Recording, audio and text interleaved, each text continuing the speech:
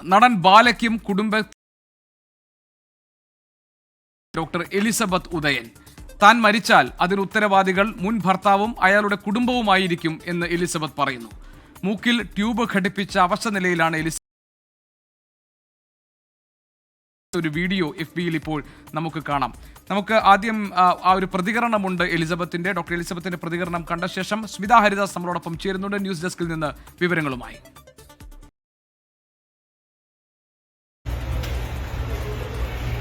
പല കാര്യങ്ങളും സഹിക്കാൻ പറ്റിയിട്ടുണ്ടായിരുന്നില്ല. ലാസ്റ്റ്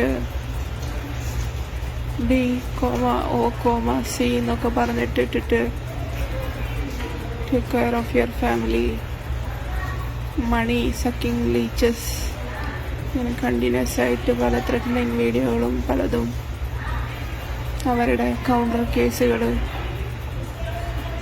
ഒരു ഈവൻ കല്യാണം തന്നെ നടന്നിട്ടില്ല എന്നാണ് പറഞ്ഞത്. അപ്പോൾ ഫങ്ഷൻ തന്നെ നടന്നിട്ടില്ല,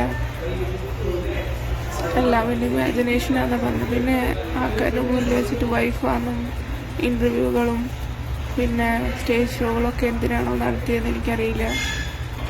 എന്തെങ്കിലും സംഭവിക്കുകയാണെങ്കിൽ മരിക്കുകയാണെങ്കിൽ അതിന് കൂടുതൽ ഉത്തരവാദിത്വം ആ പുള്ളി തന്നെയാണ്.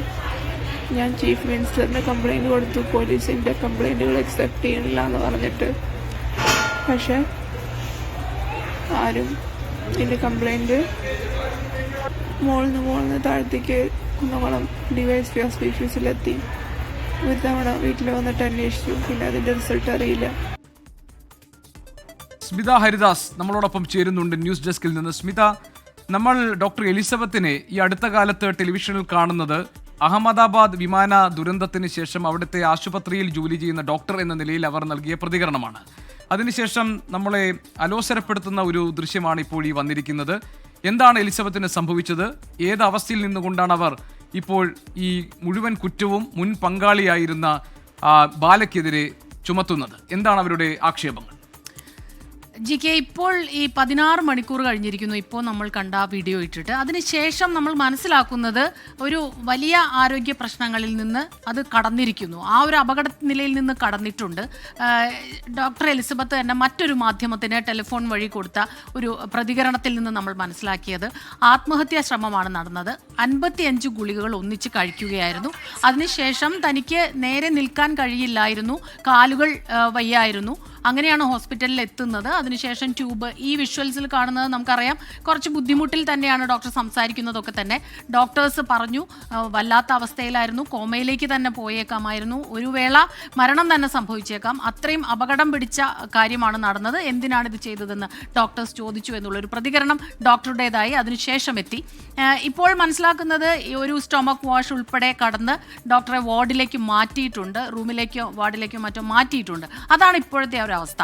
ഈ ഒരു അവസ്ഥയ്ക്ക് കാരണമായി ഡോക്ടർ പറയുന്നത് പല തവണകളായി താൻ പരാതികൾ കൊടുത്തിട്ടുണ്ട്. തനിക്ക് എതിരെ മുൻ പങ്കാളി പലതരത്തിലും തന്നെ സോഷ്യൽ മീഡിയ വഴി ആക്ഷേപിച്ചിട്ടുണ്ട്, തന്നെയും കുടുംബത്തെയും അപകീർത്തിപ്പെടുത്തിയിട്ടുണ്ട്, തനിക്ക് ഫിസിക്കലി ശാരീരികമായിട്ടുള്ള തന്നെ ബുദ്ധിമുട്ടിച്ചിട്ടുണ്ട്, അബ്യൂസീവായിരുന്നു, ഫിസിക്കൽ അബ്യൂസ് നേരിടേണ്ടി വന്നിട്ടുണ്ട്, പലതരത്തിലും മാനനഷ്ടത്തിന് ഉൾപ്പെടെയുള്ള കേസുകൾ കൊടുക്കേണ്ടതാണ്. കേസ് കൊടുത്തപ്പോഴെല്ലാം തന്നെ ആരും അതിന് വലിയ കാര്യമായ ഒരു പ്രാധാന്യം കൊടുത്തില്ല.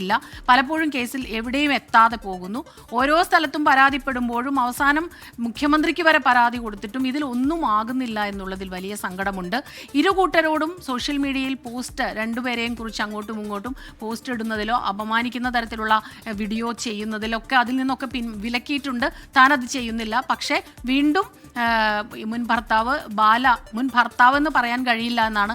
കാരണം ബാല തന്നെ പറയുന്നത് വിവാഹം കഴിച്ചിട്ടില്ല, ഇതൊക്കെ ഒരുതരം തോന്നലാണ്, ഇമാജിനേഷൻ ആണ് എന്ന് പറയുന്നു. അങ്ങനെയും ഡോക്ടർ എലിസബത്തിന്റെ പരാതിയിൽ പറയുന്നുണ്ട്. പക്ഷേ എന്തിന് എല്ലാവരുടെയും മുൻപിൽ വെച്ച് വീഡിയോയിലൊക്കെ തന്നെയുണ്ട് പരസ്പരം മാല കൈമാറുന്നതുണ്ട്, മോതിരം അങ്ങോട്ടും ഇങ്ങോട്ടും മാറിയിട്ട് രണ്ടുപേരുടെയും പേരുകൾ കുത്തിയ മോതിരങ്ങൾ കാണിക്കുന്നുണ്ട്.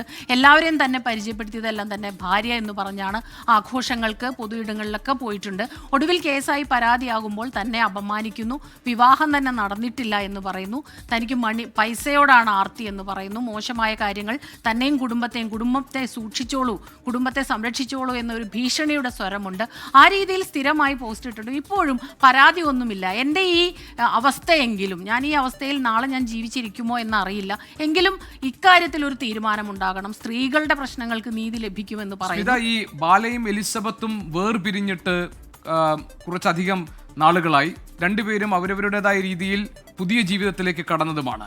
ഇപ്പോൾ എലിസബത്തിന് ഇങ്ങനെ തോന്നാനും ഈ ആരോപണങ്ങൾ ഉന്നയിക്കാനും എന്തെങ്കിലും ഒരു കാരണം ഉണ്ടായിട്ടുണ്ടോ? ഏതെങ്കിലും തരത്തിലൊരു പ്രകോപനം ബാലയുടെ ഭാഗത്തുനിന്നുണ്ടായിട്ടുണ്ടോ? കാരണം എലിസബത്ത് പറഞ്ഞത് എനിക്ക് എന്തെങ്കിലും സംഭവിച്ചാൽ അതിന് ഉത്തരവാദി അയാളും അയാളുടെ കുടുംബവുമായിരിക്കുമെന്നാണ്. ഇങ്ങനെ എലിസബത്തിനെ കൊണ്ട് പറയിപ്പിക്കാൻ കാരണമായത് എന്താണ്?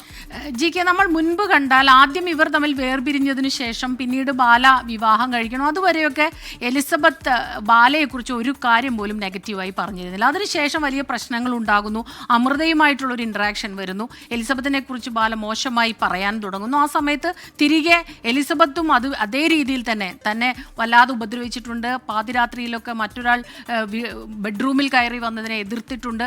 അതിൻ്റെ വീഡിയോസൊക്കെ തന്നെ ഷെയർ ചെയ്തിരുന്നു. അങ്ങനെ കുറച്ചായപ്പോൾ കഴിഞ്ഞ മാർച്ച് മാസത്തിൽ ബാലയും ഭാര്യയും കൂടെ, ഇപ്പോഴത്തെ പങ്കാളിയും കൂടി കോടതിയിൽ വന്നതും പരാതികൾ ഇവർക്കെതിരെ പറഞ്ഞതൊക്കെ നമ്മൾ കണ്ടിട്ടുള്ളതാണ്. അതിനുശേഷം പിന്നീട് രണ്ടുപേരും മാറി നിൽക്കുന്നതാണ് നമ്മൾ കണ്ടത്. അധികം യൂട്യൂബ് വീഡിയോസ് ഒന്നും തന്നെ കണ്ടില്ല.